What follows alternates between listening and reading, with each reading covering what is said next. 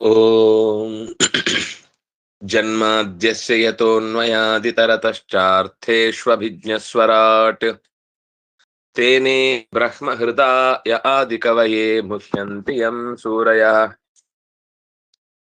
ತೇಜೋ ವಾರಿ ಮೃದಾಂ ಯಥಾ ವಿನಿಮಯೋ ಯತ್ರ ತ್ರಿಸರ್ಗೋ ಮೃಷಾ ಧಾಮ್ನಾ ಶ್ವೇನ ಸದಾ ನಿರಸ್ತಕುಹಕಂ ಸತ್ಯಂ ಪರಂ ಧೀಮಹಿ ಯಂ ಪ್ರವ್ರಜಂತಮನುಪೇತಮಪೇತ ಕೃತ್ಯಂ ದ್ವೈಪಾಯನೋ ವಿರಹ ಕಾತರ ಆಜುಹಾವ ಪುತ್ರೇತಿ ತನ್ಮಯತಯಾ ತರವೋಪಿ ನೇದುಃ ತಂ ಸರ್ವಭೂತ ಹೃದಯಂ ಮುನಿಮಾನತೋಸ್ಮಿ ನಾರಾಯಣಂ ನಮಸ್ಕೃತ್ಯ ನರಂ ಚೈವ ನರೋತ್ತಮಂ ದೇವೀಂ ಸರಸ್ವತೀಂ ವ್ಯಾಸಂ ತಥೋ ಜಯಮುದೀರಯೇ ಸ್ವಸ್ತ್ಯಸ್ತು ಸತಾಂ ಹರಿ ಓಂ. ಇಂದ್ರನ ವಜ್ರಾಯುಧದಂತೆ ಬಹಳ ಚೂಪಾಗಿದ್ದ ಉಗುರುಗಳನ್ನು ಉದರದತ್ತ ಚಾಚಿ ಹೊಟ್ಟೆಯನ್ನ ಸೀಳಿದ, ಉದರವನ್ನ ಸೀಳಿದ. ಕೋಪದಿಂದ ಅವನ ಕಣ್ಣುಗಳು ಅತ್ಯಂತ ಭಯಂಕರವಾಗಿತ್ತು. ದಿಟ್ಟಿಸಿ ನೋಡಿ ಕಣ್ಣಲ್ಲಿ ಕಣ್ಣಿಡುವುದು ಅನ್ನುವುದು ತುಂಬಾ ಕಷ್ಟಕರವಾದ ಸಂಗತಿ.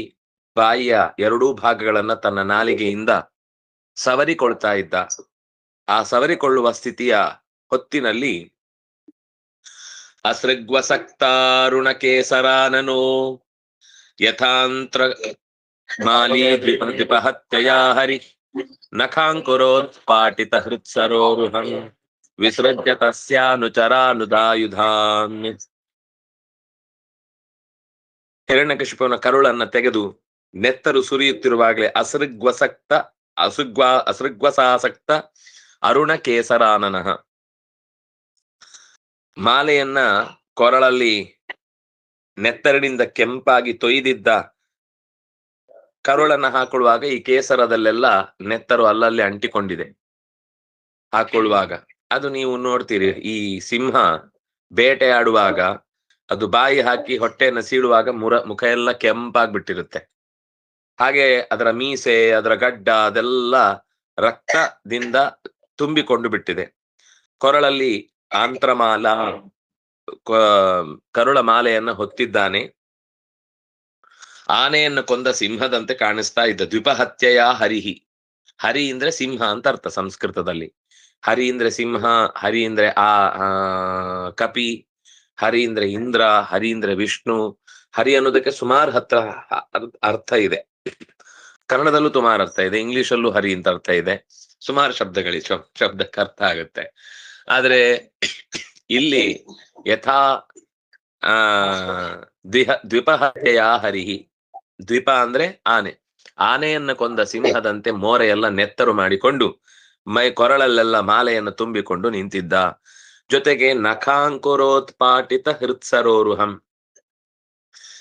ನಖ ಉಗುರಿನ ತುದಿಯಿಂದ ಸೀಳಿದ ಹೊಟ್ಟೆ ಎದೆಗಳುಳ್ಳ ಬೆರಳುಗಳಿಂದ, ಅದೇ ಹೃತ್ಸರೋರುಹಂ ಎದೆಯನ್ನೆಲ್ಲ ಸೀಳಿಬಿಟ್ಟಿದೆ, ಎದೆ ಕಮಲವನ್ನು ಸೀಳಿ ನೋಡ್ತಾ ಇದ್ದ. ಜೊತೆಗೆ ವಿಸೃಜ್ಯ ತಸ್ಯಾನುಚರ ಉದಾಯುಧಾನ್, ಅಸುರರ ಗುಂಪಿನ ಜನ, ರಾಕ್ಷಸರೆಲ್ಲ ಯುದ್ಧಕ್ಕಾಗಿ ತಮ್ಮ ಆಯುಧಗಳನ್ನ ಎತ್ತಿ ಎಸಿತಾ ಇದ್ದಾರೆ ನರಸಿಂಹನ ಮೇಲೆ. ಎಸೆದ್ರೆ ಆಯುಧಗಳನ್ನ ನೆಕ್ಕಕ್ಕೆ ತೆಗೆದುಕೊಂಡಿಲ್ಲ. ಈ ಧೂಳು ಬರ್ತಾ ಇದ್ರೆ ನಾವು ಅಯ್ಯೋ ಧೂಳು ಬಂತು ಅಂತ ಪಕ್ಕಕ್ಕೆ ಸರಿತೇವಾ? ಅದು ಧೂಳು ಬರುತ್ತೆ ಹೋಗುತ್ತೆ ಆ ಕಡೆಯಿಂದ ಈ ಕಡೆಗೆ. ಅದು ಈ ಚೆನ್ನಾಗಿ ಕತ್ತಲೆ ಇರುವ ಕೋಣೆಗೆ ಒಂದು ಬಿಸಿಲಿನ ಕಿಟಕಿಯಿಂದ ಒಂದು ಬೀಮ್ ತರ ಬರುತ್ತಲ್ಲ, ಆವಾಗ ನಿಮಗೆ ಕಾಣುತ್ತೆ ಅಲ್ಲಿ ಧೂಳು. ಅದು ನಾವು ನಿಂತ ಜಾಗದಲ್ಲೂ ಹೀಗೆ ಇರುತ್ತೆ, ನಮ್ ಕಣ್ಣಿಗೆ ಗೊತ್ತಾಗ್ತಾ ಇಲ್ಲ, ಆದ್ರಿಂದ ನಾವು ಆರಾಮಾಗಿದ್ದೇವೆ. ಆ ಧೂಳಿನ ರಾಶಿ ನಮ್ಮ ಮೇಲೆ ಬೀಸ್ತಾ ಇರುತ್ತೆ. ನಾವೇನಾದ್ರೂ ತಲೆ ಕೆಡಿಸ್ಕೊಳ್ತೀವ, ಅಯ್ಯೋ ಧೂಳು ಬಂತು, ಅಯ್ಯೋ ಏನೋ ಆಯ್ತು ಅಂತ. ಮುಖಕ್ಕೆ 24 ಗಂಟೆ ಮಾಸ್ಕ್ ಹಾಕೊಂಡವರಿಗೆ ಡಾಕ್ಟರ್ ಹೇಳ್ತಾರೆ ನೀವು ಸ್ವಲ್ಪ ಗಾಳಿಗೆ ಓಡಾಡಿ ಬನ್ನಿ, ಇಲ್ಲ ಅಂದ್ರೆ ಉಸಿರು ನಿಂತು ಹೋಗುತ್ತೆ ಅಂತ. B12 ಅಂತ ಒಂದು ವಿಟಮಿನ್ ಬೇಕು ಮನುಷ್ಯನಿಗೆ, ಅದು ಸಿಗುದು ಧೂಳಿನಿಂದ. ಧೂಳು ದೇಹಕ್ಕೆ ಹೋಗದೆ ಇದ್ರೆ ದೇಹ ಬಹಳ ಏನಾಗುತ್ತೆ ಅಂದ್ರೆ ಸೂಕ್ಷ್ಮ ಆದದ್ರಿಂದ ಬೇಗನೆ ರೋಗಗಳಿಗೆ ತುತ್ತಾಗ್ತಾರೆ. ಅದರಿಂದಾಗಿ ದೇಹಕ್ಕೆ ಸಹಜವಾಗಿ ಪ್ರಾಕೃತಿಕವಾದ ಧೂಳು ಕೂಡ ಹೋಗಿ ಬರ್ತಾ ಇರಬೇಕು. ಅದಿದ್ರೆ ಮಾತ್ರ ಆರೋಗ್ಯ ಚೆನ್ನಾಗಿರುತ್ತೆ. ಆದ್ರೆ ಧೂಳಲ್ಲಿ ಹೋಗಿ ಬಿದ್ದು ಒದ್ದಾಡಿ ಮೂಗಿಗೊಂದು ಧೂಳು ತುಂಬಿಸ್ಕೊಂಡ್ ಬರುದಲ್ಲ, ತಾನಾಗಿ ಗಾಳಿಯಲ್ಲಿ ಹೋಗಿ ಬರುವಂತಹ ಧೂಳು ಬೇಕಾಗತ್ತೆ, ಅದು ಅಗತ್ಯ. ಅಹನ್ ಸಮಂತಾನ್ ನಖಶಸ್ತ್ರಪಾಣಿಭಿರ್ ದೋರ್ದಂಡ ಯೂಥಾನುಪಥಾನ್ ಸಹಸ್ರಶ ಸಟಾವಧೂತ ಜಲದಾ ಪರಾಪತನ್ ಗ್ರಹಾಶ್ಚ ತದೃಷ್ಟಿಮಿನಷ್ಟ ರೋಚಿಷ. ಅವನ ಭಟರೆಲ್ಲ ಆಯುಧಪಾಣಿಗಳಾಗಿ ನರಸಿಂಹನ ಮೇಲೆ ಎರಗಿದ್ರೆ ತನ್ನ ನೀಳವಾದ ತೋಳುಗಳಿಂದ ಅವರನ್ನು ಬೀಸಿ ಬಾರಿಸಿದಾಗ ಸತ್ತೇ ಹೋದ್ರೆಲ್ಲ. ಸಮಂತಾನ್ ನಖಶಸ್ತ್ರಪಾಣಿಭಿ, ತನ್ನ ಕೈಯ ಉಗುರುಗಳ ತುದಿತಾಗಿದಾಗಲೇ ತಲೆಯೆಲ್ಲ ಕತ್ತರಿಸಿ ದಿಕ್ಕು ದಿಕ್ಕುಗಳಿಗೆ ಚೆಂಡುಗಳೆಲ್ಲ ಪುಟಿದು ಬಿದ್ದವಂತೆ. ದೋರ್ದಂಡ ಯೂಥಾನುಪಥಾನ್, ಎಷ್ಟು ದಿಕ್ಕುಗಳಿಗೆ ಕೈಯನ್ನ ಚಾಚಿದ್ದಾನೋ ಅಷ್ಟೂ ದಿಕ್ಕುಗಳಿದ್ದ ರಕ್ಕಸರೆಲ್ಲರೂ ಕೂಡ ಸಿಕ್ಕವರು ಸಾವಿರ ಲಕ್ಷ ಸಂಖ್ಯೆಯಲ್ಲಿ ಎಲ್ಲರೂ ಕೂಡ ನಷ್ಟವಾಗಿ ಹೋದ್ರು. ಸಟಾವಧೂತ ಜಲದಾಹ, ಸಟ ಅಂದ್ರೆ ಜಟೆ, ಅವಧೂತ ಅಂದ್ರೆ ಅವನು ತಲೆಯನ್ನು ಒಂದ್ಸರ್ತಿ ಜೋರಾಗಿ ಜಾಡಿಸಿದಾಗ ಅದರ ಜಟೆಗೆ ಸುತ್ತಲಿದ್ದ ಆಕಾಶದಲ್ಲಿದ್ದ ಮೋಡಗಳೆಲ್ಲ ಚೆಲ್ಲಾಪಿಲ್ಲಿಯಾಗಿ ಆಕಾಶ ತಿಳಿಯಾಗಿ ಬಿಡುತ್ತಂತೆ. ಅಂದ್ರೆ ಮೋಡ ಈ ಜಟೆಯ ಪೆಟ್ಟಿಗೆ ಎಲ್ಲ ಸರಿದು ಬದಿಗೆ ಹೋಗಿಬಿಡುತ್ತಂತೆ.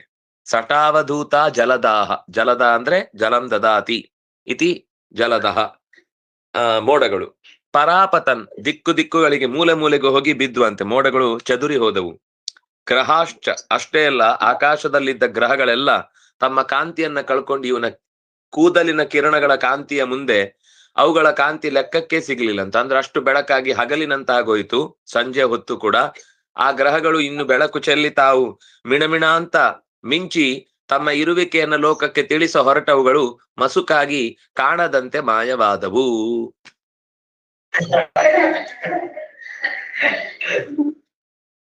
ಅಂಬೋದಯ ಶ್ವಾಸಹತಾ ವಿಚುಕ್ಷುಭು ನಿರ್ಹ್ರಾದ ಅಭೀತಾ ದಿಗಿಭಾ ಜಹುರ್ದಿಶಃ ದ್ಯೌಸತ್ಸಟಾ ಕ್ಷಿಪ್ತ ವಿಮಾನ ಸಂಕುಲ ಪ್ರೋತ್ಸರ್ಪ ತಕ್ಷ್ಣ ಚ ಪದಾತಿ ಪೀಡಿತ. ಅವನು ಜೋರಾಗಿ ಸಿಟ್ಟಿನಿಂದ ಉಸಿರು ಬಿಡ್ತಾ ಇದ್ರೆ ಸಮುದ್ರದಲ್ಲಿರುವ ಅಲೆಗಳೆಲ್ಲ ಹಿಂದಕ್ಕೆ ಚೆಲ್ಲಿ ಸಮುದ್ರ ಒಂದ್ ಸ್ವಲ್ಪ ಭಾಗ ಖಾಲಿಯಾಗಿತ್ತಂತೆ ಹಿಂಭಾಗಕ್ಕೆ ಹೋಗಿ ಅವನ ಉಸಿರಿನ ವೇಗಕ್ಕೆ. ಆಮೇಲೆ ಮತ್ತೆ ವಾಪಸ್ ಸ್ವಲ್ಪ ಬರ್ಬೇಕಲ್ಲ, ವಾಪಸ್ ಬಂದಾಗ ಜೋರಾಗಿ ಬರ್ತಿತ್ತು. ಒಂದೇ ಕ್ಷಣಕ್ಕೆ ಸುನಾಮಿ ಬಂದ ಹಾಗೆ ಬದಿಯಲ್ಲಿದ್ದ ಎಲ್ಲಾ ಊರುಗಳನ್ನ ಕೊಚ್ಚಿಕೊಂಡೇ ಹೋಯ್ತಂತೆ. ವಿಚುಕ್ಷುಭುಹು ಶ್ವಾಸ ಹತಾಹ, ಅವನ ಮೂಗಿನ ಗಾಳಿಯ ವೇಗಕ್ಕೆ ಹಿಂದಕ್ಕೆ ಸರಿದ ತೆರೆಗಳು ಮತ್ತಲ್ಲೇ ನಿಲ್ಲಲಾರದೆ ಮರಳಿ ದಡಕ್ಕೆ ಬಡಿದು ಅಲ್ಲಿರುವ ಮನೆಗಳು ಊರುಗಳನ್ನೆಲ್ಲ ಕೊಚ್ಚಿಕೊಂಡು ಒಂದು ರೀತಿ ಸಮುದ್ರದ ವಿಕ್ಷೋಭ ಉಂಟಾಯಿತು. ನಿರ್ಹಾದ ಭೀತಾ ದಿಗಿಭಾಜ ಹುರ್ದಿಶಃ, ಅಷ್ಟೇ ಅಲ್ಲ ಅವನ ಘರ್ಜನೆಗೆ ದಿಕ್ಕುಗಳನ್ನೆಲ್ಲ ಹೊತ್ತು ನಿಂತ ದಿಗ್ಗಜಗಳೆಲ್ಲ ದಿಕ್ಕಾಪಾಲಾದವು. ದಿಕ್ಪಾಲಕರಲ್ಲ, ದಿಕ್ಕಾಪಾಲಾದ್ರು.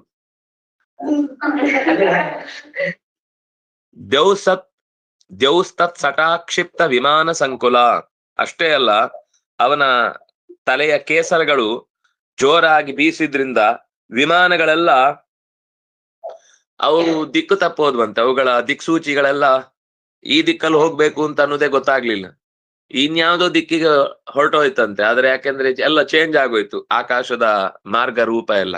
ಹಾಗಾಗಿ ವಿಮಾನಗಳೆಲ್ಲ ವಿಮಾನ ಸಂಕುಲ ಅಂದ್ರೆ ಗುಂಪು, ವಿಮಾನಗಳ ರಾಶಿ ಮಾಮೂಲಾಗಿ ಆಕಾಶದಲ್ಲಿ ತಮ್ಮ ಪಾಡಿಗೆ ತಾವು ದಿಕ್ಕುಗಳಿಗೆ ಚಲಿಸ್ತಾ ಇದ್ದವುಗಳು ಅವತ್ತು ಪಥ ಬದಲಿಸಿ ಎಲ್ಲೆಲ್ಲೋ ಚಲಿಸ್ಲಿಕ್ಕೆ ಶುರುವಾದವು. ಪ್ರೋತ್ಸರ್ಪ ತಕ್ಷ್ಮ ಚಕ್ರಾತಿ ಪೀಡಿತ, ಅಷ್ಟೇ ಅಲ್ಲ ನೆಲದ ಮೇಲೆ ನರಸಿಂಹದೇವ ಇಟ್ಟ ಹೆಜ್ಜೆ ಭಾರವೆನಿಸಿ ಭೂಮಿ ಕುಸಿದಂತೆ ಸ್ವಲ್ಪ ಕೆಳಕ್ಕೆ ಜಾರಿತಂತೆ, ಸ್ವಲ್ಪ ಅದುರಿತಂತೆ ಇಡೀ ಭೂಭಾಗ. ಹೀಗೆ ನರಸಿಂಹದೇವರ ಸ್ವರೂಪ ಅನ್ನುವುದು, ಅವನು ವಸ್ತುತಃ ನಮ್ಮ ಹಾಗೆ ಉಸಿರಾಡುವವನಲ್ಲ ದೇವರು. ಅವನಿಗೆ ಮೂಗಿನಲ್ಲಿ ಗಾಳಿ ಹೋಗಿ ಜೀವ ತುಂಬಿ ಇವನು ಬದುಕಿದ್ದಾನೆ, ಎದೆ ಬಡಿತ ಜೋರಾಗಿದೆ, 72 ಕರೆಕ್ಟ್ ಆಗಿದೆ, ಈ ಕಡೆಯಿಂದ ನಾಡಿ ಮಿಡಿತ ಕರೆಕ್ಟ್ ಆಗಿದೆ, ಈ ಕಡೆಯಿಂದ ರಕ್ತ ಸರಿಯಾದ ಕ್ರಮದಲ್ಲಿ ಹೋಗ್ತಾ ಇದೆ, ಅಪಧಮನಿಗಳೆಲ್ಲ ಚೆನ್ನಾಗಿ ರಕ್ತ ಸಂಚಾರ ಆಗ್ತಾ ಇದೆ ಅನ್ನೋದು ಯಾವುದೂ ಇಲ್ಲ ಭಗವಂತನಿಗೆ. ಆದ್ರೆ ಆ ಹೊತ್ತಿಗೆ ಲೋಕದ ಒಂದು ಜೀವಿಯ ವರ್ತನೆ ಹೇಗಿರುತ್ತೆ, ಸಿಂಹದ ವರ್ತನೆ, ಅದನ್ನ ಉಸಿರನ್ನ ಸೃಷ್ಟಿಸಿ ತೋರಿಸಿದ ಅಂತ ಅದಕ್ಕೆ ವಿವರಣೆಯನ್ನು ಕೊಟ್ರು. ಶೈಲಾ ಸಮುತ್ಪೇತುರಮುಷ್ಯರಂ ಹಸ ತತ್ತೇಜಸಾ ಕಾಕಭೋ ನರೇಜಿರೆ ತತಃ ಸಭಾಯಾಂ ಉಪವಿಷ್ಟಮುತ್ತಮೇ ನೃಪಾಸನೆ ಸಂಹಿತ ತೇಜು ಸಂಗೀತ.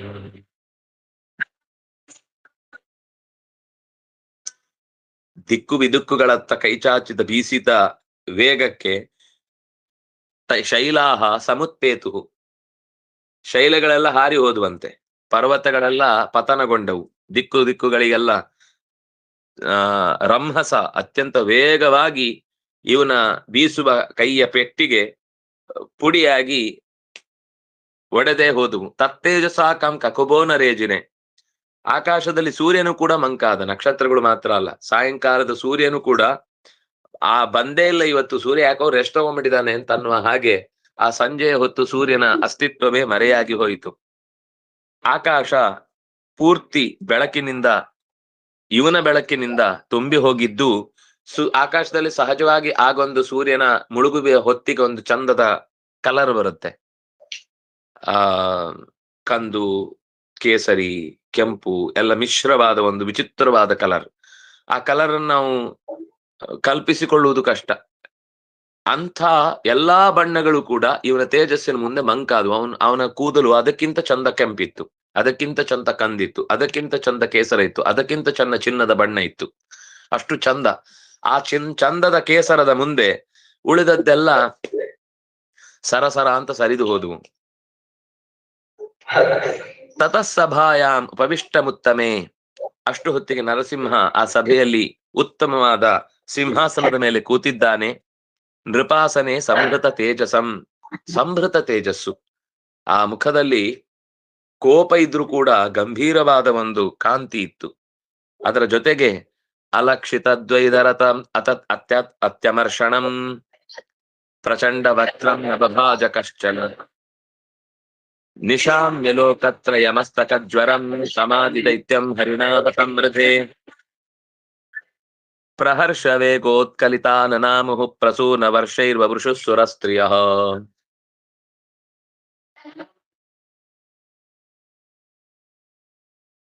ಅದು ಮುಂದೆ ಇನ್ನೊಂದು ಶ್ಲೋಕಕ್ಕೆ ಸರಿ. ತನಗೆ ಎದುರಾಳಿಗಳಾಗಿ ನಿಲ್ಲಬಲ್ಲ ಒಂದು ಹುಳ ಕಾಣ್ಲಿಲ್ಲ.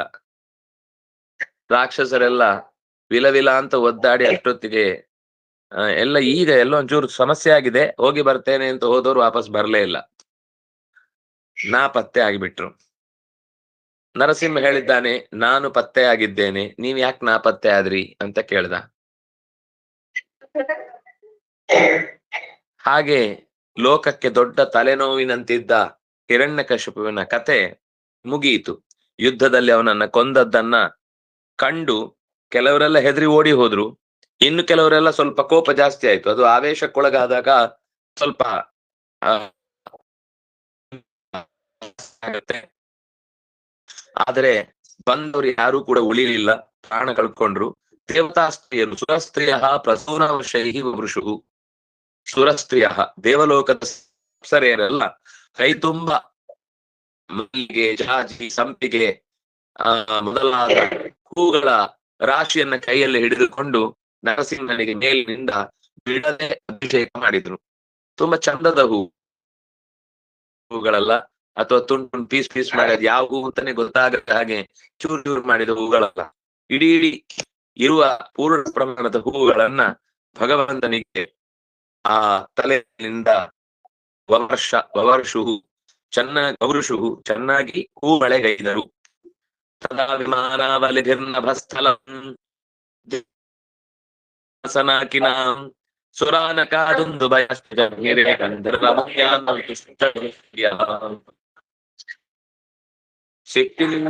ಸಿಟ್ಟಿನಿಂದ ತಲೆಯಲ್ಲಾಡಿಸಿದಾಗ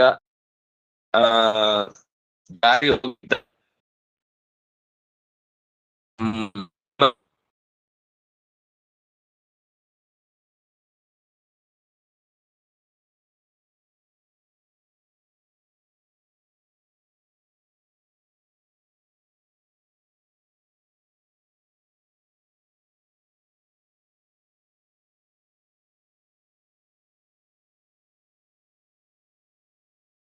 ಅಸ್ಮಿ ಅಂತ ಅನ್ನಿ ಅಂತ ಎಲ್ಲ ದೇವತೆಗಳು ಲೆಕ್ಕಾಚಾರ ಮಾಡ್ಕೊಂಡು ಪರಸ್ಪರ ನೋಡ್ಕೊಂಡು, ನೀವು ಬಂದ್ರ, ನೀವು ಇದ್ದೀರಾ, ನೀವು ಆಗ ನಿಮ್ಮ ವಿಮಾನ ಯಾವ ದಿಕ್ಕಿಗೆ ಹೋಗಿತ್ತು? ಅದು ನಮ್ದು ಉತ್ತರ ದಿಕ್ಕಿಗೆ ಹೋಗಿತ್ತು. ನಿಮ್ದು ಯಾವ ದಿಕ್ಕಿಗೆ ಹೋಗಿತ್ತು? ನಮ್ದು ದಕ್ಷಿಣ ದಿಕ್ಕಿಗೆ ಹೋಗಿತ್ತು. ಅವ್ರವ್ರು ಮಾತಾಡ್ಕೊಂಡು ತಮ್ಮ ತಮ್ಮ ದೂರದ ದಿಕ್ಕಿನಿಂದ ಮರಳಿ ಅದೇ ಸ್ಥಳಕ್ಕೆ ವಿಮಾನಗಳ ಸಮೂಹ ಬಂದು ಸೇರಿತು. ಆಕಾಶದ ತುಂಬ ಮೋಡಕ್ಕಿಂತ ಹೆಚ್ಚು ವಿಮಾನಗಳೇ ಇದ್ವಂತೆ. ದೇವತೆಗಳ ನಗಾರಿ ಬಾರಿಸ್ಲಿಕ್ಕೆ ಶುರುವಾಯಿತು. ಸುರಾನಕಾಹ ದುಂದುಭಯ ಜಘ್ನಿರೇ. ದೇವಲೋಕದ ದುಂದುಬಿಗಳು, ದೇವಲೋಕದ ನಗಾರಿಗಳು ಜೋರಾಗಿ ಬಾರಿಸಲ್ಪಟ್ಟ. ಆಗ ಅದೇನು ಅಂದ್ರೆ ಆ ನಗಾರಿಗಳು ಬಾರಿಸ್ಲಿಕ್ಕೆ ಯಾರು ಬೇಡ. ಅದು ಬಹುಶಃ ನಾವು ಕಂಡಿಡಿದದ್ದು ಅಂತ ಅನ್ಕೊಂಡಿದೀವಲ್ಲ. ಈಗ ದೇವಸ್ಥಾನಗಳನ್ನು ಹಿಂಗ ಟಕ್ ಅಂತ ಓದ್ತಿದ್ರೆ ಅದೇ ಬಡ್ ಬಡ ಬಡ್ ಬಡ್ ಬಡ್ ಬಡ ಬಡ್ ಬಡ್ ಅಂತ ಬಾಯಿ ಬಂದಂಗೆ ಬಡ್ತಾ ಇರುತ್ತ. ದೇವರು ಬಡ ಬಡ ಬಡ ಅಂತ ಹೇಳ್ತಾ ಇರೋದು. ಬಡ ಅಂದ್ರೆ ಹಿಂದಿ ಬಡ.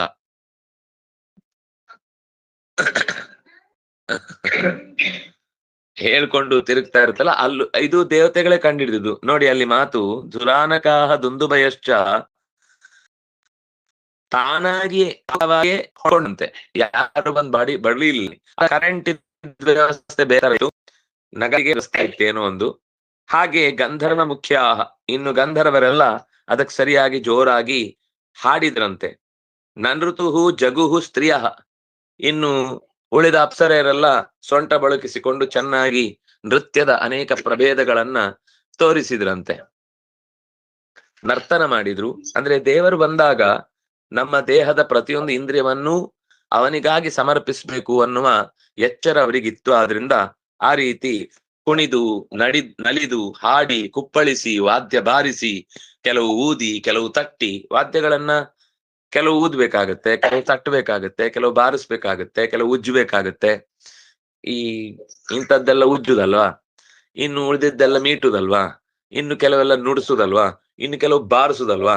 ಹೀಗೆ ಬಾರಿಸುದು, ತಟ್ಟುದು, ನುಡ್ಸುದು ಎಲ್ಲಾ ರೀತಿಯ ವಾದ್ಯಗಳನ್ನು ಕೂಡ ದೇವತೆಗಳು, ಗಂಧರ್ವರು, ಕಿನ್ನರರು, ಕಿನ್ನರರು, ಕಿಂಪುರುಷರು, ವಿದ್ಯಾಧರರು, ಚಾರಣರು, ಸಿದ್ಧರು ಎಲ್ಲ ಸೇರಿಕೊಂಡು ವಾದ್ಯದ ಮೇಲೆ ವಾದ್ಯಗಳು, ನರ್ತನದ ಮೇಲೆ ನರ್ತನದ ಸೇವೆಯನ್ನ ಭಗವಂತನಿಗೆ ಸಲ್ಲಿಸತೊಡಗಿದರು. ಇಷ್ಟಾದ್ಮೇಲೆ ಉಪವ್ರಜ್ಯ ವಿಬುಧಾ ಬ್ರಹ್ಮೇಂದ್ರ ಗಿರಿಶಾದಯ ಋಷಯ ಪಿತರ ಸಿದ್ಧಾ ವಿದ್ಯಾಧರ ಮಹೋರಗಾ. ಯಾರೆಲ್ಲ ಬಂದ್ರು ಅಲ್ಲಿಗೆ? ಇನ್ವಿಟೇಷನ್ ಯಾರಿಗೂ ಇರ್ಲಿಲ್ಲ, ಆದ್ರೆ ಎಲ್ಲರೂ ಬಂದಿದ್ದಾರೆ. ಉಪವ್ರಜ್ಯ ವಿಬುಧಾಹ. ವಿಬುಧಾಹ ಅಂದ್ರೆ ದೇವತೆಗಳು. ಯಾರು? ಬ್ರಹ್ಮ, ಇಂದ್ರ, ಗಿರೀಶ ಅಂದ್ರೆ ರುದ್ರದೇವ. ಗಿರೀಶ ಅಂತನೂ ಶಬ್ದ ಇದೆ, ಗಿರೀಶ ಅಂತನೂ ಶಬ್ದ ಇದೆ. ಇಲ್ಲಿ ಗಿರೀಶಾದಯ, ಗಿರೀಶ ಆಗುದಿಲ್ಲ. ಗಿರೀಶ ಅಂದ್ರೆ ಗಿರಿಯ ಒಡೆಯ, ಗಿರಿ ಈಶ. ಗಿರಿ ಶೇತೆ, ಗಿರಿ ಅಂದ್ರೆ ಕೈಲಾಸಗಿರಿ. ಅಲ್ಲಿ ವಾಸ ಯಾರು ಮಾಡ್ತಾನೋ ಅವನು ಗಿರೀಶ. ಕೆಲವರು ವಾಸ ಮಾಡ್ತಾರೆ, ಆದ್ರೆ ಬಾಡಿಗೆ ಕಟ್ಟಬೇಕಾಗತ್ತೆ. ಆದ್ರೆ ಭಗವಂತ ಹಾಗಲ್ಲ, ರುದ್ರದೇವರ ಬಾಡಿಗೆ ಕಟ್ಟಬೇಕಾಗಿಲ್ಲ. ಅವನು ಗಿರೀಶ ಮತ್ತು ಗಿರೀಶ ಅಲ್ಲೇ ಇದ್ದಾನೆ, ಮತ್ತು ಅದರ ಒಡೆಯನು ಅವನೇ ಆಗಿದ್ದಾನೆ. ಯಾರಿಗೂ ಟ್ಯಾಕ್ಸ್ ಕಟ್ಟಬೇಕಾಗಿಲ್ಲ ಅವನು. ಅದರಿಂದಾಗಿ ಅವನನ್ನ ಗಿರೀಶ ಅನ್ನೋ ಎರಡು ಶಬ್ದಗಳಿಂದ ಕರೀತಾರೆ. ಇನ್ನು ಋಷಿಗಳು, ಪಿತರಹ ಪಿತೃದೇವತೆಗಳು, ಸಿದ್ಧಾಹ ಈಗಾಗಲೇ ಮಂತ್ರ ಸಿದ್ಧಿಯನ್ನ ಪಡೆದವರು, ವಿದ್ಯಾಧರಾಹ ನಮ್ಮ ಲೋಕದಲ್ಲಿ ಇರುವ ಅನೇಕ ರೀತಿಯ ವಿದ್ಯೆಗಳಿಗೆ ಒಬ್ಬೊಬ್ಬರು ಒಂದೊಂದು ವಿಶೇಷ ಅಭಿಮಾನಿಗಳಿರ್ತಾರೆ. ಈಗ ಇಂಗ್ಲಿಷ್ ಅಂದ್ರೆ ಅದಕ್ಕೊಂದು ವಿದ್ಯಾದೇವತೆ ಇದೆ, ಕನ್ನಡ ಅಂದ್ರೆ ಆ ಭಾಷೆಗೊಂದು ಭಾಷಾಭಿಮಾನಿನಿ ಇದ್ದಾಳೆ, ಇನ್ನು ತೆಲುಗು ಅಂದ್ರೆ ಆ ಭಾಷೆಗೂ ಒಂದು ಇದೆ, ಉರ್ದು ಅಂದ್ರೆ ಅದಕ್ಕೂ ಒಂದು ಗುದ್ದುವವಳೊಬ್ಳು ಇರ್ತಾಳೆ. ಇನ್ನು ಒಂದೊಂದು ಭಾಷೆಗೆ ಅದೆಲ್ಲ ಅಕ್ಷರಗಳನ್ನೆಲ್ಲ ನೀವು ಬಿಡಿಸಿ ನೋಡಿದ್ರೆ, ಏನು ಉದ್ದಿನ ಸಿಪ್ಪೆ ನೋಡಿದ್ರೆ ನಿಮ್ಗೆ ಗೊತ್ತಿರುತ್ತೆ. ಸುಲ್ದು ತೆಗೆಯುವಾಗ ಅದರ ಸಿಪ್ಪೆ ಇರುತ್ತೆ, ಆ ಸಿಪ್ಪೆನ್ ರಾಶಿ ಒಂದ್ ಕಡೆ ಬಿಡಿಸಿದ್ರೆ ಇದೇ ಅಕ್ಷರಗಳು ಬರ್ದು ರಾಶಿ ಹಾಕ್ದಂಗಿರುತ್ತೆ. ಹೀಗೆ ಆಯಾ ಮಂತ್ರಗಳಿಗೆ, ದೇವತೆಗಳಿಗೆ ಅಂದ್ರೆ ವಿಧಿಗಳು. ಅದು ಈಗ ಅನೇಕ ತರದ ನರ್ತನ ಅನ್ನೋ ಶಾಸ್ತ್ರ ಇದ್ರೆ, ನಾಟ್ಯಶಾಸ್ತ್ರ ಇದ್ರೆ ಅದಕ್ಕೊಬ್ಳು ದೇವತೆ ಇದ್ದಾಳೆ. ಹೀಗೆ ವಿದ್ಯಾಧರರು ಅಂತ ಗಂಡು ಮತ್ತು ಹೆಣ್ಣು ಅನೇಕ ದೇವತೆಗಳಿದ್ದಾರೆ. ಅನೇಕ ತರದ ವಿದ್ಯೆಗಳಿವೆ. ನಾವು 64 ವಿದ್ಯೆ ಅಂತ ಸಾಮಾನ್ಯ ಗುರುತಿಸುವಂತವುಗಳು. ಅದು ಬಿಟ್ಟು ಅನೇಕ ತರದ ವಿದ್ಯೆಗಳಿವೆ. ಈಗ ಹೊಲಿಗೆ ಅನ್ನೋದು ಒಂದು ವಿದ್ಯೆ ಆದ್ರೆ ಅದು ಸಾಮಾನ್ಯ ಏನಲ್ಲ. ಎಲ್ಲಾ ಗೋಣಿಯನ್ನು ಒಂದೇ ತರ, ಬಟ್ಟೆಯನ್ನು ಒಂದೇ ತರ ಹೊಲಿಲಿಕ್ಕೆ ಆಗುದಿಲ್ಲ. ಗೋಣಿ ಹೊಲಿಯುವುದು ಬೇರೆ ತರ, ಮಾಮೂಲು ಬಟ್ಟೆ ಹೊಲಿಯುವುದು ಬೇರೆ ತರ. ನೀವು ಅದನ್ನ ಇದ್ರ ತರ ಇದನ್ನ ಅದ್ರ ತರ ಹೊಲಿದ್ರೆ ಎರಡು ಅಬದ್ಧಗಳಾಗ್ತವೆ. ಆದ್ರಿಂದ ಅನೇಕ ತರದ ವಿದ್ಯೆಗಳನ್ನ ನಿರ್ವಹಿಸುವಂತಹ ವಿದ್ಯಾಧರರು. ಮಹೋರಗಾಹ, ನಾಗದೇವತೆಗಳು. ಉರಗ ಅಂದ್ರೆ ನಾಗ, ಮಹೋರಗ ಅಂದ್ರೆ ನಾಗದೇವತೆಗಳಲ್ಲಿ ಬಹಳ ಎತ್ತರದವರು. ಮನವಹ, ಸ್ವಾಯಂಭುವ, ಸ್ವಾರೋಚಿಸ, ಉತ್ತಮ, ಚಾಕ್ಷುಷ, ಯಾರು ತಾಪಸ, ವೈವಸ್ವತ, ಸಾವರಣಿ, ಇಂದ್ರ ಸಾವರಣಿ, ದಕ್ಷ ಸಾವರಣಿ, ರುದ್ರ ಸಾವರಣಿ ಅಂತ ಅವರು 14 ಜನ ಇದ್ದಾರೆ. ಆ 14 ಜನ ಮನುಗಳು ಕೂಡ ಅಲ್ಲಿಗೆ ಬಂದಿದ್ದಾರೆ. ಪ್ರಜಾನಾಂ ಪತಯ, ಪ್ರತಿ ಮನ್ವಂತರದ ಅಧಿಪತಿಗೆ 10 ಜನ ಮಕ್ಕಳಿದ್ದಾರೆ, ಅವರೆಲ್ಲ ಪ್ರಜಾಪತಿಗಳು. ಆ ಪ್ರಜಾಪತಿಗಳು ಕೂಡ ಬಂದಿದ್ದಾರೆ. ಗಂಧರ್ವಾಹ, ಹಾಡುವವರು. ಅಪ್ಸರಹ, ಅಪ್ಸರಸಃ, ಅಪ್ಸರಾಹ, ಅಪ್ಸರಸವು, ಅಪ್ಸರಸಃ ಸಕಾರಾಂತವಾದ ಶಬ್ದ. ಅಪ್ಸರೆಯರು, ಅಪ್ಸರೆಯರು ಅಂದ್ರೆ ನೀರಿನಿಂದಲೇ ಹುಟ್ಟಿದವರು, ನೀರಿನಲ್ಲೇ ಓಡಾಡುವವರು, ನೀರಿನದ್ದೇ ಶರೀರದಿಂದ ಕೂಡಿದವರು. ಅದರಿಂದಾಗ ಅವರಿಗೆ ಅಪ್ಸರೆಯರು ಅಂತ ಹೆಸರು. ಚಾರಣ, ಇವರು ಸ್ವಲ್ಪ ಬೆಟ್ಟ ಹತ್ತುವುದು, ಗುಡ್ಡ ಇಳಿಯುವುದು ಇತ್ಯಾದಿಗಳನ್ನೆಲ್ಲ ಮಾಡುವ ಹಾಗೆ ಅದಕ್ಕೆ ಸಂಬಂಧಪಟ್ಟ ದೇವತೆಗಳು ಚಾರಣರು. ಇನ್ನು ಯಕ್ಷಾಹ, ಇವ್ರು ಎಲ್ಲಿರ್ತಾರೆ ಅಂತ ಯಾರಿಗೂ ಗೊತ್ತಾಗುದಿಲ್ಲ. ಇವ್ರು ಬಂದು ಹೋದದ್ದೇ ಯಕ್ಷ ಪ್ರಶ್ನೆ, ಆದ್ರಿಂದಾಗಿ ಇವರಿಗೆ ಯಕ್ಷರು ಅಂತಾನೆ ಹೆಸರು. ಇವ್ರು ಎಲ್ಲಿರ್ತಾರೆ ಅಂತ ಯಾರಿಗೂ ಗೊತ್ತಾಗಲ್ಲ. ಇನ್ ಕಿಂ ಪುರುಷಾಹ, ಇವ್ರನ್ನ ನೋಡಿದ್ರೆ ಮನುಷ್ಯರೋ ಪ್ರಾಣಿಗಳು ಗೊತ್ತಾಗಲ್ಲ, ಆತರ ಬಂದು ಹೋದಾಗಿರುತ್ತೆ, ಆದ್ರೆ ಗೊತ್ತಾಗುದಿಲ್ಲ. ಪುರುಷಾಹ ಕಿಂ, ಇವರು ಪುರುಷರೋ ಅಂತ. ತಾತ ವೇತಾಳಾಹ, ಬೇತಾಳಗಳು ಇರ್ತಾವೆ ಬೇರೆ ಬೇರೆ, ವಿಕ್ರಮ್ ಬೇತಾಳನ ಅಣ್ಣ ತಮ್ಮಂದ್ರೆಲ್ಲ. ಆಮೇಲೆ ಕಿನ್ನರಾಹ, ಇವರು ಹಾಗೆ ನರರಂತೆ ಇರ್ತಾರೆ. ಪುರುಷಾಹ ಅಂದ್ರೆ ಒಂದು ಆಕೃತಿ ಇರುತ್ತೆ, ನರಾಹ ಅಂದ್ರೆ ಮನುಷ್ಯರೇ ಸೇಮ್. ತೇ ವಿಷ್ಣು ಪಾರ್ಷದಾಹ, ಜಯ, ವಿಜಯ, ನಂದ, ಸುನಂದ, ಕುಮುದ, ಕುಮುದೇಕ್ಷಣ, ಚಂಡ, ಪ್ರಚಂಡ ಅನ್ನುವ ಒಂದಿಷ್ಟು ಜನ ಪಾರ್ಷದರಿದ್ದಾರೆ. ಅವರೆಲ್ಲರೂ ಕೂಡ ಅಲ್ಲಿಗೆ ಬಂದಿದ್ದಾರೆ. ಇನ್ನು ಸುನಂದ ಕುಮುದಾದಯ ಅವರದ್ದೇ ಹೆಸರದು.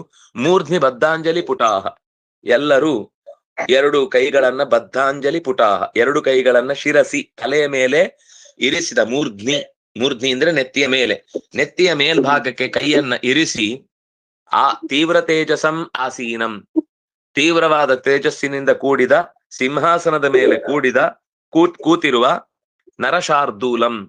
ನರಶಾರ್ದೂಲ ಅಂದ್ರೆ ಮನುಷ್ಯ ಮತ್ತು ಸಿಂಹದ ಮೋರೆ ಇರುವಂತಹ ಆ ನರಸಿಂಹನನ್ನು ಈಡಿರೆ. ಈಡೆ, ಈಡಾತೆ, ಈಡಿರೆ, ಈಡಿಶೆ, ಈಡಾತೆ, ಈಡಿದ್ವೆ, ಈಡೆ, ಈಡಿವಹೆ, ಈಡಿಮಹೆ, ಈಡಸ್ತೆ, ಈಡಸ್ತುತೌ ಇತಿ ಧಾತೋಃ ಸಕರ್ಮಕಾತ್ ಕರ್ತರಿ ಪರಸ್ಮೈ ಪತಿನಃ. ಲಿಟಿ ಪ್ರಥಮ ಪುರುಷೇ ಪ್ರಥಮ ಪುರುಷೇ ಬಹುವಚನೆ ಈಡಿರೆ ಇತಿ ರೂಪಂ. ನಾತಿ ದೂರ ಚರಾಃ ಪೃಥಕ್, ಹತ್ರ ಅಂದ್ರೆ ತುಂಬಾ ಕೈ ಜೋಡಿಸಿಕೊಂಡು ಸ್ವಲ್ಪ ದೂರದಲ್ಲಿ.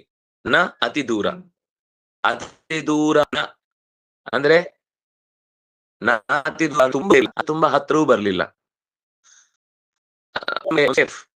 ಝೋನ್ ಅನ್ನ ಕಲ್ಪಿಸಿಕೊಂಡು ಎಲ್ಲ ದೇವತೆಗಳು ಕೂಡ ಅಂತದ್ದು ಏನಾದ್ರೂ ಯಾರಾದ್ರೂ ಬಂದ್ರೆ ಅವರಿಗೆ ಉಸಿರಾಟ್ಲಿಕ್ಕೆ ಜಾಸ್ತಿ ಸಿಗಬಾರದು, ಎಲ್ಲ ಅವ್ರ ಮೇಲೇನೆ ಬಿದ್ದು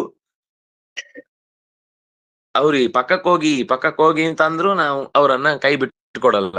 ಆ ದೇವತೆಗಳು ಸ್ವಲ್ಪ ಶಿಸ್ತಲ್ವಾ, ಅವರಿಗೆ ಎಚ್ಚರ ಇದೆ. ನಾವು ಉಸಿರುಗಟ್ಟಿಸಬಾರದು ಅಂತ ದೂರದಲ್ಲಿ ನಿಂತಿದ್ರು. ಪೃಥಕ್, ಮತ್ತೆ ಒಬ್ರ ಮೇಲೆ ಒಬ್ರು ಬಿದ್ದಿರ್ಲಿಲ್ಲ.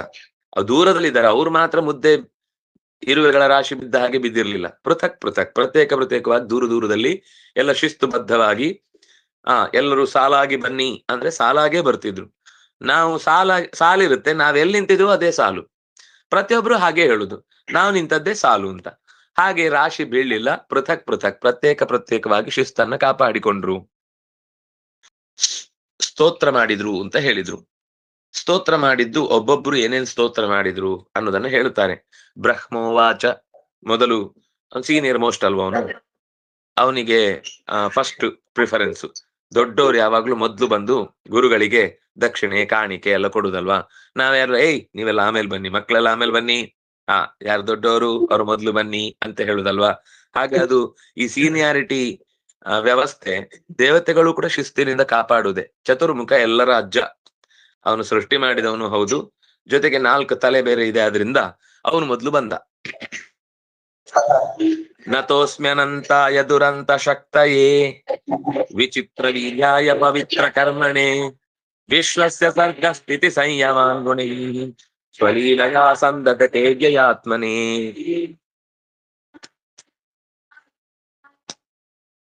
ನತೋಸ್ಮಿ ನಮಿಸುತ್ತಿದ್ದೇನೆ, ಕಸ್ಮೈ ಅನಂತಾಯ ಕೊನೆ ಇಲ್ಲದವನಿಗೆ, ದುರಂತ ಶಕ್ತಯೇ.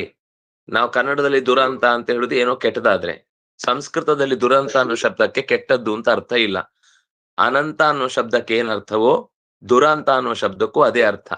ಯಾವುದರ ಅಂತ್ಯವನ್ನ ಹುಡುಕುವುದಕ್ಕೆ ಅಸಾಧ್ಯವೋ ದುಸ್ಸಾಧ್ಯವೋ ಅದನ್ನ ದುರಂತ ಅಂತ ಕರೆಯುವುದು. ಈಗ ದುರ್ಯೋಧನ ಅಂದ್ರೆ ಯೋದ್ಧುಂ ದುಸ್ಸಾಧ್ಯವಾನ್, ಯಾರಲ್ಲಿ ಯುದ್ಧ ಮಾಡುವುದು ದುಸ್ಸಾಧ್ಯವೋ ಅವನು ದುರ್ಯೋಧ. ಹೆಸರು ಕೆಟ್ಟದ್ದಲ್ಲ, ಹೆಸರು ಒಳ್ಳೆಯದೇ, ಆದ್ರೆ ಕೆಟ್ಟವನಿಂದಾಗಿ ಅದು ಕೆಟ್ಟದಾಗಿ ಉಳಿದೋಯ್ತು ಹೊರತು ಶಬ್ದಕ್ಕೆ ಯುದ್ಧ ಮಾಡುವುದು ಅವನಲ್ಲಿ ದುಸ್ಸಾಧ್ಯ, ಅವನಲ್ಲಿ ಯುದ್ಧ ಮಾಡಿ ಗೆಲ್ಲುವುದಕ್ಕಾಗುವುದಿಲ್ಲ ಅನ್ನುವ ಅರ್ಥದಲ್ಲಿ ಆ ಶಬ್ದ ಇರುದು. ದುಶ್ಶಾಸನ, ಅವನನ್ನು ಸಾಮಾನ್ಯರು ಯಾರು ಕೂಡ ಶಾಸನ ಮಾಡ್ಲಿಕ್ಕಾಗುದಿಲ್ಲ, ಇವನು ಶಾಸನ ಮೀರಿದವನು. ಈ ದುಶ್ಶಾಸನನಿಂದಾಗಿ ಮುಂದೆ ಯಾರಿಗೂ ಆ ಹೆಸರಿಡುವ ಧೈರ್ಯ ಬರಲಿಲ್ಲ. ಇಟ್ಕೊಂಡಿದ್ದಾರೆ ಕೆಲವು, ದುಶ್ಶಾಸನ ಸಿಂಗ್ ಅಂತ ಒಬ್ಬ ಇದ್ದಾನೆ, ಈಗ್ಲೂ ಇದ್ದಾನೆ, ಯಾರೋ ಮಂತ್ರಿ ಯಾವುದೋ ಒಂದು ರಾಜ್ಯದಲ್ಲಿ. ದುರ್ಯೋಧನ ಅಂತಾನೂ ಇದ್ದಾನೆ, ಒಬ್ಬ ಕವಿ, ಒಬ್ಬ ಸಾಥಿ ಇದ್ದಾನೆ ದುರ್ಯೋಧನ ಅಂತ. ಸಿನಿಮಾಕ್ಕೂ ದುರ್ಯೋಧನ ಅಂತ ಹೆಸರಿಟ್ಟಿದ್ದಾರೆ. ಆಮೇಲೆ ಇದೆ ಇಂಥ ಬೇಡವಾದ ಹೆಸರುಗಳನ್ನೆಲ್ಲ ನಾವೇ ಅವರ ವಂಶ ಪರಂಪರೆಯವರು ಅಂತ ಅನ್ಕೊಂಡು ಇವತ್ತಿಗೂ ತಿರುಗ್ತಾ ಇರ್ತಾರೆ ಅನೇಕ ಜನ. ಶಕುನಿ ಅಂತ ಹೆಸರಿದೆ, ದುರ್ಯೋಧನ ಅಂತ ಹೆಸರಿದೆ, ಖುಷಿಯಿಂದ ಹೇಳುವ. ರಾವಣ ಅಂತ ಹೆಸರಿದೆ. ಕೆಲವರು ಗೋತ್ರ ಕೇಳಿದ್ರೆ ಏನು ಅಂತ ಕೇಳಿದ್ರೆ ತಮಿಳ್ನಾಡಲ್ಲಿ ಆ ಕಡೆ ಈ ಕಡೆ ಎಲ್ಲ ನಿಮ್ ಗೋತ್ರ ಯಾವ್ದು ಕೇಳಿದ್ರೆ ನಮ್ ರಾವಣ ಗೋತ್ರ ಅಂತಾರೆ. ಅಂದ್ರೆ ಅವರಿಗೆ ನಿಜ, ಸುಮ್ನೆ ಹೇಳ್ತಿಲ್ಲ, ನಿಜ. ಅವ್ರನ್ನ ರಾವಣ ಗೋತ್ರ ಅಂತ ಹೇಳ್ಕೊಂಡೇ ತಿರುಗ್ತಾರೆ, ನಮ್ದು ರಾವಣ ಗೋತ್ರ ಅಂತ. ನಮ್ಗೆ ಇದನ್ನೆಲ್ಲ ಕೇಳಿದ್ರೆ ಒಂಥರ ಎದೆ ಜಲ್ ಅನ್ನಿದೆ. ಹೀಗೆಲ್ಲ ಇದ್ದಾರ, ಅಯ್ಯೋ ನಾವು ನೋಡದ ಪ್ರಪಂಚ ತುಂಬಾ ದೊಡ್ಡದಿದೆ, ನಾವು ನೋಡಿದ ಪ್ರಪಂಚ ತುಂಬಾ ಚಿಕ್ಕದು. ನಾವು ಸುಖವಾಗಿದ್ದೇವೆ ಯಾಕೆ ಅಂದ್ರೆ ಸೇಫ್ ಝೋನ್ ಅಲ್ಲಿ ಇದ್ದೇವೆ. ಹೊರಗಡೆ ನಾವು ಯಾವುದನ್ನ ತಪ್ಪು ಅಥವಾ ಸರಿ ಇಲ್ಲ ಅಥವಾ ಅದು ಆದರ್ಶ ಅಲ್ಲ ಅಂತೇವೋ ಅದನ್ನೇ ಪರಮ ಆದರ್ಶವಾಗಿ ಜೀವನದುದ್ದಕ್ಕೂ ಅದನ್ನೇ ನಂಬಿಕೊಂಡು ಬದುಕಿದಂತಹ ಮಂದಿಯ ದೊಡ್ಡ ಪಡೆ, ಸಿಕ್ಕಾಪಟ್ಟೆ ದೊಡ್ಡ ಕಲಿಯ ಪಡೆ ತುಂಬ್ಕೊಂಡ್ಬಿಟ್ಟಿದೆ. ಇರ್ಲಿ. ಹೀಗೆ ದುರಂತ ಶಕ್ತಿಗೆ ಕೊನೆ ಇಲ್ಲ ಅಂತ. ದುರಂತ ಅಂದ್ರೆ ನಾವು ಕನ್ನಡದಲ್ಲಿ ಅರ್ಥ ಹೇಳುವಾಗ ದುರಂತ ಅಂದ್ರೆ ಕೆಟ್ಟ ಅಂತ ಅನ್ನುವ ಅರ್ಥದಲ್ಲಿ, ದುರ್ ಅನ್ನೋದಕ್ಕೆ ಒಂದು ಕೆಟ್ಟ ಅಂತ ಅರ್ಥ ಇದೆ, ಅದರಿಂದ ಅದು ಅರ್ಥ ಸರಿ, ಆ ಅರ್ಥ ತಪ್ಪಲ್ಲ. ಆದ್ರೆ ದುರ್ ಅನ್ನೋದಕ್ಕೆ ಕೆಟ್ಟದ್ದು ಅಂತ ಮಾತ್ರ ಅಲ್ಲ, ಆಗದ್ದು ಅನ್ನುವ ಅರ್ಥವೂ ಇದೆ. ಅಂತ ಆಗದ್ದು, ಅಂತಗೊಳ್ಳದ್ದು, ಅದಕ್ಕೆ ದುರಂತ ಅಂತ ಅರ್ಥ. ಇನ್ನೊಂದ್ ಕಡೆ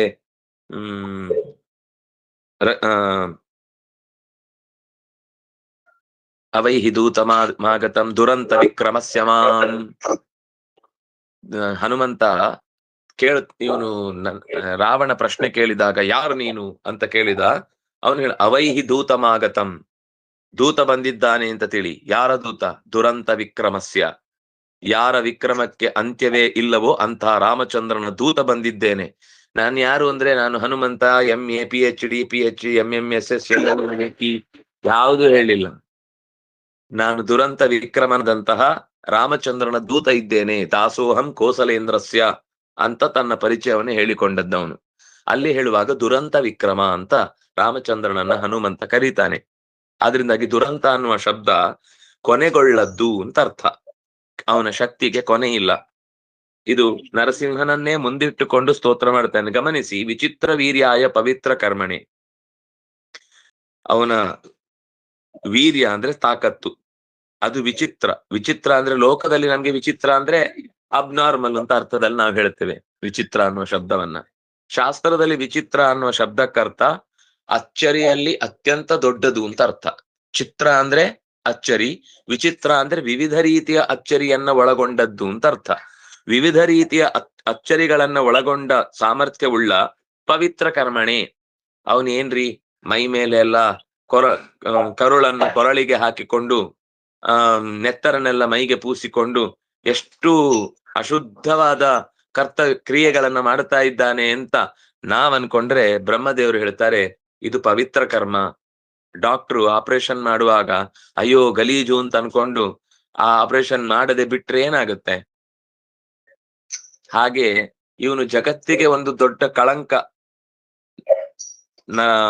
ಹಿರಣ್ಯಕಶಿಪು.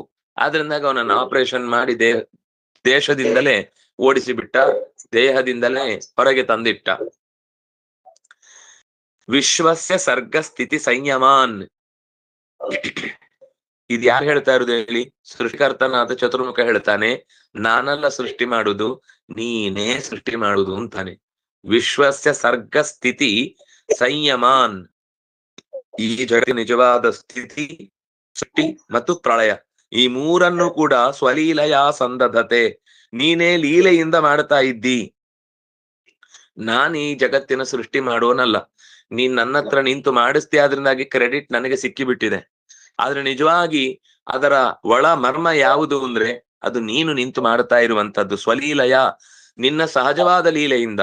ನಿನ್ನ ಲೀಲಾ ಅಂದ್ರೆ ಅನಾಯಾಸ ಅಂತ ಅರ್ಥ. ಸ್ವಲೀಲಯ ಅಂದ್ರೆ ಅನಾಯಾಸವಾಗಿ ಈ ಜಗತ್ತನ್ನ ಸೃಷ್ಟಿ ಮಾಡೋ ನೀನು. ನೀನು ನನಗೆ ಹೇಳಿಕೊಟ್ಟ ಮೇಲೆ ಅದನ್ನ ನಾನು ಮಾಡಿ ಹೆಸರು ನನಗ್ ಬಂತು. ಕಾರ್ಯ ನಿಂದು, ಕೆಲಸ ನಿಂದು, ಹೆಸರು ನಂದು. ಸಂಧತತೆ ಅವ್ಯಯಾತ್ಮನೆ. ಆದ್ರೆ ಏನು, ನಾನು ಎಷ್ಟು ಕಷ್ಟಪಟ್ಟು ಸೃಷ್ಟಿ ಮಾಡಿದ್ರೆ ಜಗತ್ತಲ್ಲಿ ಎಲ್ರು ನಿನ್ನನ್ನ ಸೃಷ್ಟಿಕರ್ತ ಅಂತ ಹೇಳ್ತಾರೆ, ನನ್ನ ಹೆಸರನ್ನ ನಿನಗೆ ಕೊಟ್ಟು ಬಿಟ್ಟಿದ್ದಾರೆ ಅಂತ ನೀನು ಜಗಳ ಆಡಲ್ಲ. ಯಾಕೆಂದ್ರೆ ಅವ್ಯಯಾತ್ಮನೆ, ನೀನ್ ಹೆಸರು ಬೇಕು ಅಂತ ಅಪೇಕ್ಷಿಸುವವನೇ ಅಲ್ಲ. ವಿಕಾರವೇ ನಿನ್ನಲ್ಲಿ ಇಲ್ಲ. ಯಾರ್ಯಾರಿಗೆ ಏನೇನು ಹೆಸರು ಬಂದ್ರು ಅವ್ರವರು ಆ ಕೆಲಸದಲ್ಲಿ ಮುಂದುವರಿಲಿ ಅಂತ ಅವರನ್ನ, ಮಕ್ಕಳನ್ನ ತಾಯಿ ಹೇಗೆ ತಾನು ಕೆಲಸ ಮಾಡಿ ಕೊಟ್ರು ಮಕ್ಕಳಿಗೆ ಅಕಸ್ಮಾತ್ ಅದರಿಂದ ಹೆಸರು ಬಂತು ಅಂದ್ರೆ ಹೇಗೆ ಖುಷಿ ಪಡ್ತಾಳು. ನನ್ ಮಗು ಮಾಡಿದ್ದಲ್ಲ, ನಾನೇ ಮಾಡಿ ಕಳ್ಸಿದ್ ಪ್ರಾಜೆಕ್ಟ್ ವರ್ಕ್, ನೀವ್ ಅವನಿಗೆ ಏನ್ ಕೊಟ್ಟಿದ್ರಿ ನನ್ ಕೊಡಿ ಅಂತ ಎಲ್ಲಿಯಾದ್ರೂ ತಾಯಿ ಹೇಳ್ತಾಳ? ಹೇಳಲ್ಲ. ಮಗುವಿಗೆ ಎಲ್ಲರ ಹತ್ರ ಹೇಳ್ತಾಳೆ, ಮಗು ನೋಡಿ ನಮ್ಮ ಮಗು ಪ್ರಾಜೆಕ್ಟ್ ಮಾಡಿದ್ದು, ನಮ್ಮ ಮಗು ಪ್ರಾಜೆಕ್ಟ್ ಮಾಡಿದ್ದು. ಆ ಮಗು ನೋಡಿದ್ದು, ಕೈ ಎತ್ತಿಟ್ಟಿದ್ದು, ಕೊನೆಗೆ ತಗೊಂಡೋಗಿ ತೋರಿಸಿದ್ ಮಾತ್ರ. ಎಲ್ಲ ಮಾಡಿದ್ದು ಅಮ್ಮನೇ, ಅಮ್ಮನಿಗೆ ಪ್ರೈಸ್ ಅದು. ಆದ್ರೆ ಹೇಳುದು ಮಾತ್ರ ಮಗುವಿಗೆ ಅನ್ನುವ ಹಾಗೆ ನಾವು ನಿಮ್ಮ ಮಕ್ಕಳು. ನೀವು ಎಲ್ಲ ಕೆಲಸ ಮಾಡಿ ಇಟ್ಟು ಹೋಗ್ತೀರಿ, ನಾವ್ ಅದನ್ನ ಎತ್ತಿ ತೋರಿಸಿ ನಾವು ಮಾಡಿದ್ದು ಅಂತ ಕ್ರೆಡಿಟ್ ತಗೊಂಡು ಲೋಕದಲ್ಲೆಲ್ಲ ಸುತ್ತಾಡ್ತೀವಿ ಅಂತ ಚತುರ್ಮುಖ ಸಹಸ್ರ ಮುಖನನ್ನು ಅಥವಾ ಸಿಂಹದ ಮುಖನನ್ನು ಸ್ತೋತ್ರ ಮಾಡ್ತಾ ಇದ್ದಾನೆ. ರುದ್ರ ಉವಾಚ, ರುದ್ರದೇವರು ಸ್ತೋತ್ರ ಮಾಡ್ತಾರೆ. ಕೋಪಕಾಲೋ ಯುಗಾಂತಸ್ತೆ ಹತೋಯ ಮತರೋಲ್ಪಕಃ ತತ್ಸುತಂ ಸುತಂ ಭಕ್ತಂತೆ ಭಕ್ತವತ್ಸಲ. ಹೇ ಭಕ್ತವತ್ಸಲ, ಭಕ್ತರನ್ನ ಕಾಪಿಡುವವನೇ, ನಿನ್ನ ಕೋಪಕ್ಕೆ ಅಂತ್ಯಕಾಲ ಅನ್ನೋದು ತಕ್ಕುದಾದದ್ದು. ಸಂಹಾರ ಮಾಡುವಾಗ ನೀನ್ ನನಗೆ ಆ ರೂಪ ತೋರಿಸ್ತೀಯಲ್ವಾ, ಹೇಗ್ ಮಾಡಬೇಕು ಈ ಸೃಷ್ಟ ಪ್ರಳಯವನ್ನು ಅಂತ, ಆಗಕ್ಕೆ ಸರಿ ಇದು. ಕೋಪಕಾಲ ಯುಗಾಂತಸ್ತೆ, ಯುಗದ ಕೊನೆಯಲ್ಲಿ ಸಂಹಾರ ಮಾಡುವಾಗ ಪ್ರಳಯ ಕಾಲದಲ್ಲಿ ನೀನ್ ತೋರಿಸ್ಬೇಕು, ಯುಗದ ಕೊನೆಯಲ್ಲಿ ತೋರಿಸ್ಬೇಕು. ಈಗ ಯಾಕಪ್ಪ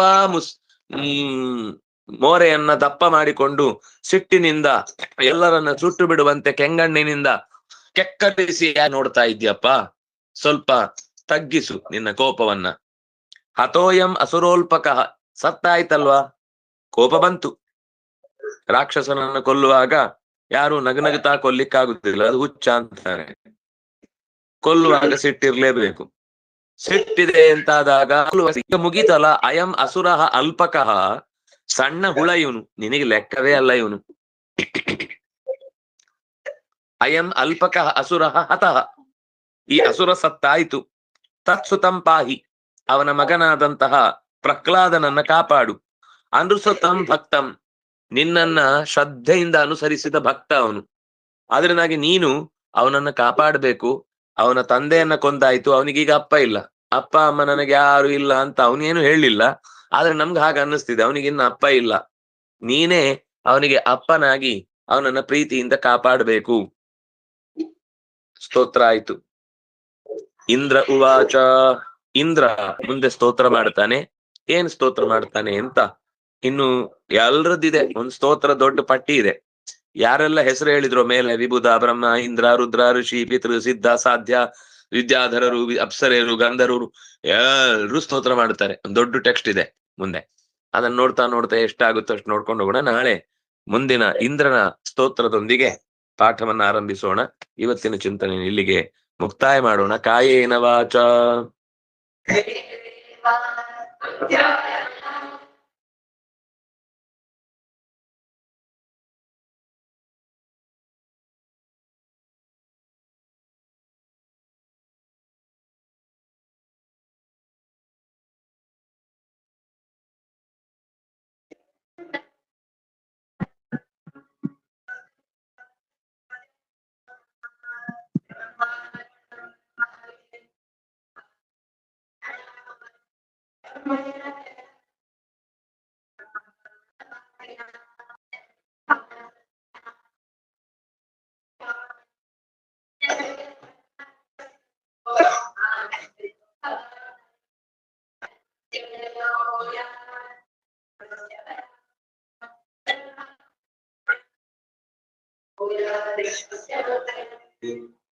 ಶ್ರೀಕೃಷ್ಣಾರ್ಪಣಮಸ್ತು.